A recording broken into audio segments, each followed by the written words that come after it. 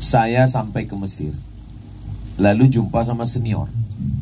Kata senior, itu kan kalau kita mau pergi haji, kita mesti ngambil surat keterangan dari satu orang yang mengeluarkan surat. Lalu senior saya ngomong, Mat, dulu ngambil surat ini gratis, nggak bayar. Terus saya tanya, kenapa sekarang bayar? Gara-gara orang Indonesia. Kenapa gitu? Setiap dapat surat dia ngasih duit. Jadi keganasan orang kita ini sampai merusak Fir'aun di Mesir. Orang kita ini nggak enak hati, sungkan, keuh pakeuh, nggak enak kalau nggak ngasih. Berawal dari hadiah, lama-lama kewajiban. Dan yang nerima juga begitu. Berawal dari hadiah, lama-lama jadi upeti. Itu sudah mendarah daging. Makanya ada juga saya tengok komen-komen itu, Belanda jajah kami lagi dong. Kenapa? Untuk tegas itu. Nah, mudah-mudahan dengan pemimpin yang tegas, mudah-mudahan tradisi ini hilang. Saya pun, karena saya orang Indonesia, saya merasa nggak enak hati. Saya mau minta uang cetak tesis saya. Di Maroko, tesis yang sudah dicetak itu dapat beasiswa 2 bulan. Tapi prosesnya mesti seminggu. Sementara saya mau berangkat pagi ini haji dan nggak balik lagi ke Maroko, langsung balik ke Indonesia. Lalu saya pun datang ke kantor AMCI, Agence Marocaine Coopération Internationale.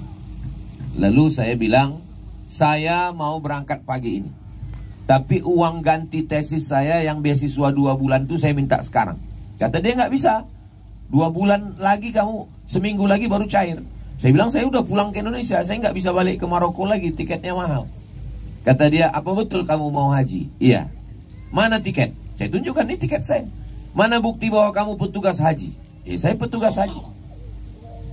Akhirnya saya kasih dia hadiah. Petugas nih, saya kasih hadiah dompet Sulaman Melayu. Waktu saya kasih itu dia tolak. Saya bilang nggak boleh.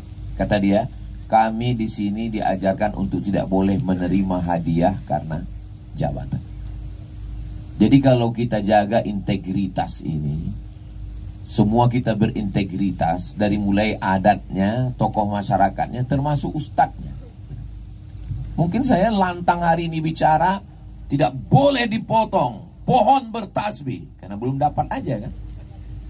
Begitu dapat, haram. Kalau kamu sama ustadz setengah, halal. Lama-lama halal. Bang Rocky menjaga, mengawal kita dari pemikiran supaya kita menjaga integritas. Integritas ini berat. Makanya banyak orang mengatakan integritas ini berat Pak Ustadz, biar aku aja. Ustadz makanlah katanya. Nah, jadi kalau kita bisa jaga ini bersama, jangan sampai pohon rindang, batangnya tempat bersandar, daunnya tempat berteduh, akarnya tempat bersila, tidak lagi kita bisa melakukan itu. Kenapa? Nenek mama sudah jadi bonsai. Tidak lagi. Dari mulai adat, sampai kepada aparat, sampai kepada kepala daerah, sampai kepada kepala negara. Kita sebenarnya sedang berusaha menata itu kembali. Demikian Bang Riki dan sahabat kita dari Mandala.